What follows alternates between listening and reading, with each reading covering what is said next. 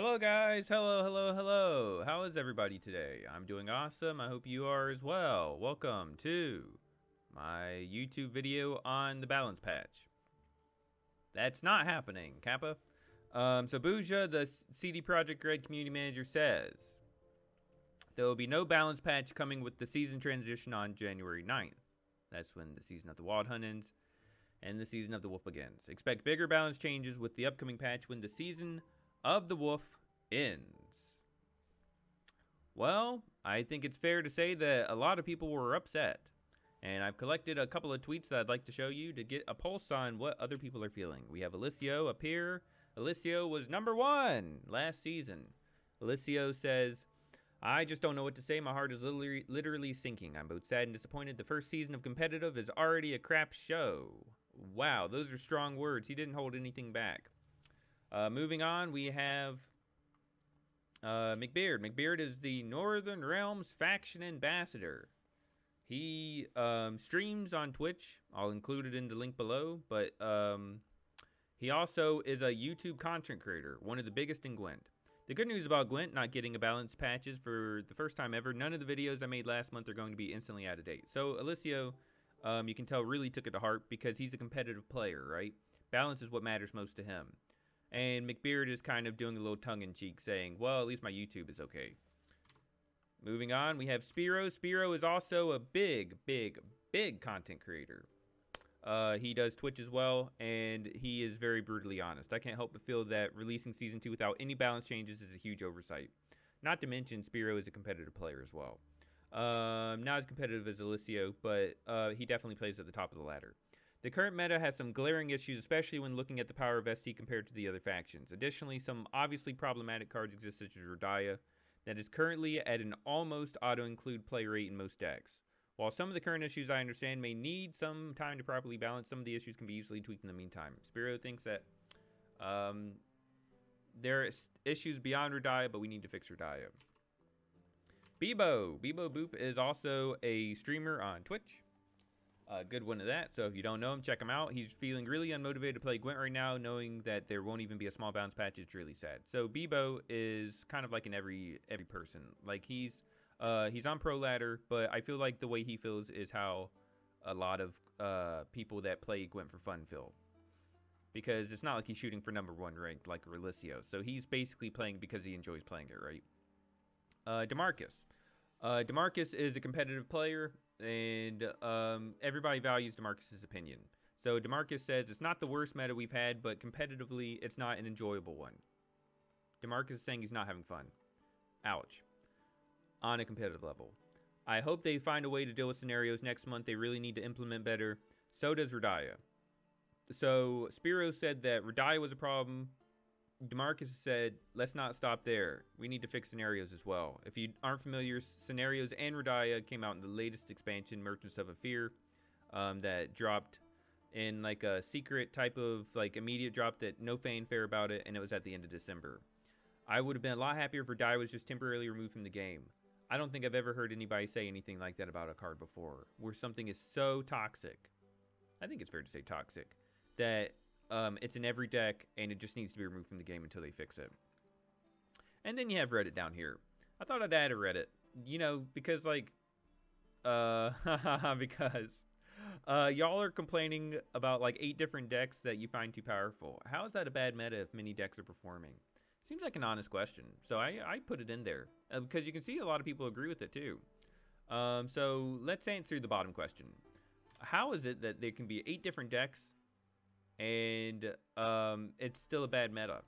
Well, the reason why is because if we go over here to the meta snapshot, let's pull that up right quick, and we go to tier 1.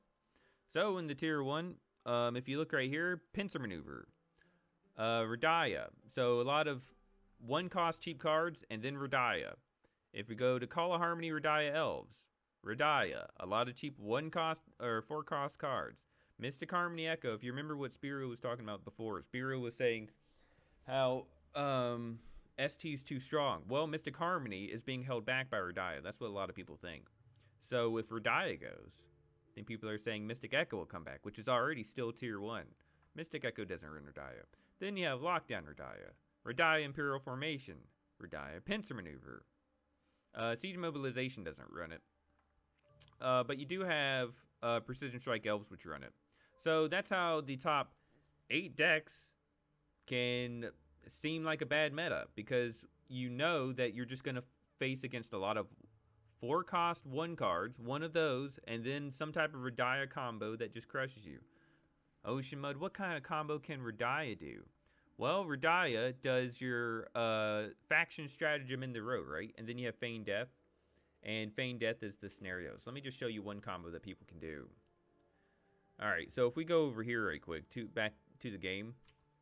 Let's take a look. Alright, so here we go. Here's the stratagem that Radiah can make. Spawn and play as Scoia'tael Neophyte. So it gives you 2 of these, right? So what people like to do is they like to do like Call of Harmony, and they like to summon the Fiend. They like to summon the Fiend Death from the Call of the Harmony, right? Because their Call of the Harmony can do 12. Let me put this down right quick. So the Call of the Harmony can do 12, right? They pull it, and then they pull the Fiend Death. And then after they Radiah and they save their stratagem, then they play the stratagem. So that's chapter 1. They can do that, rather.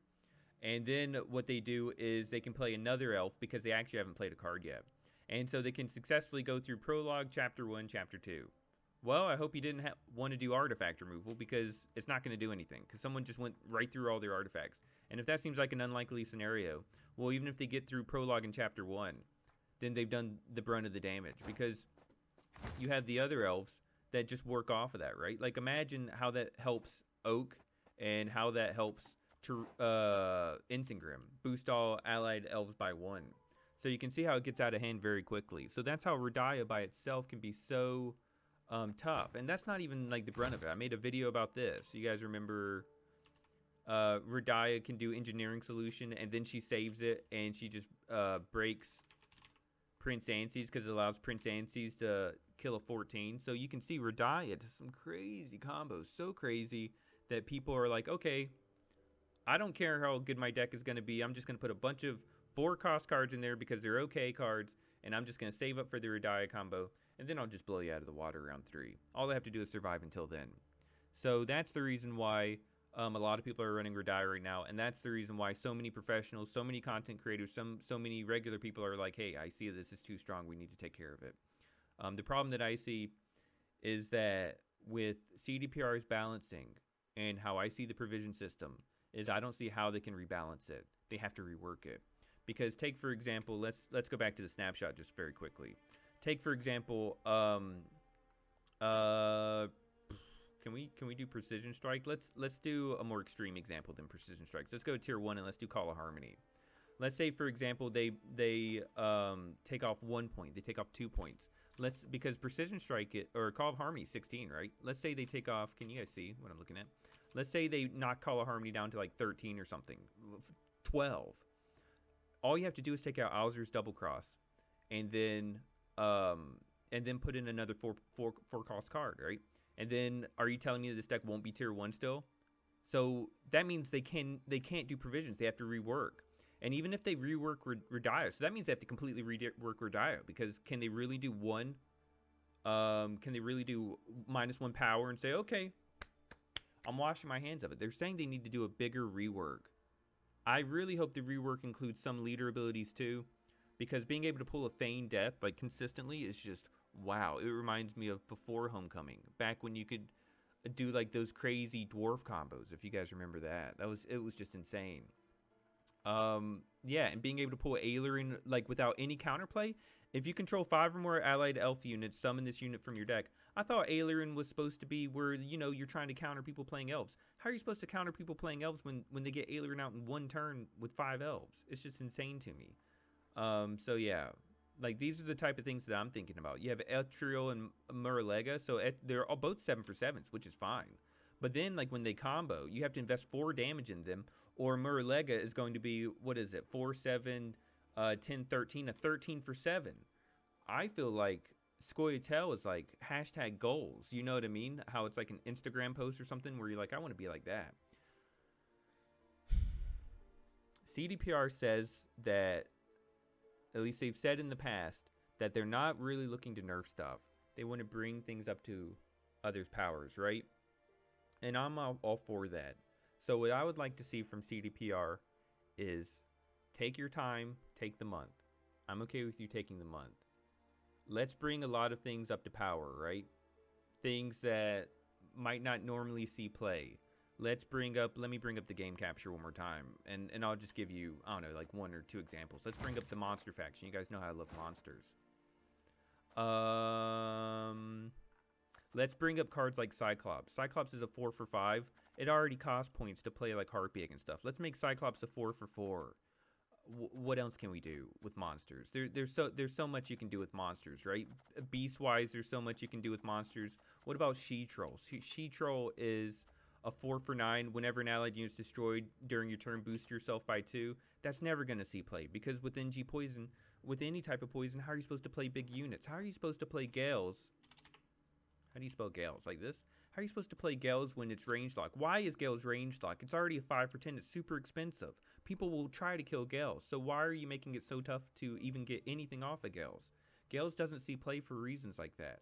So let's bring up cards like Gales, like She-Troll, even the bottom cards like Cyclops. Do it with every faction. Let's make Gwent even more fun than it already is. You can do that in a month, right? Kappa?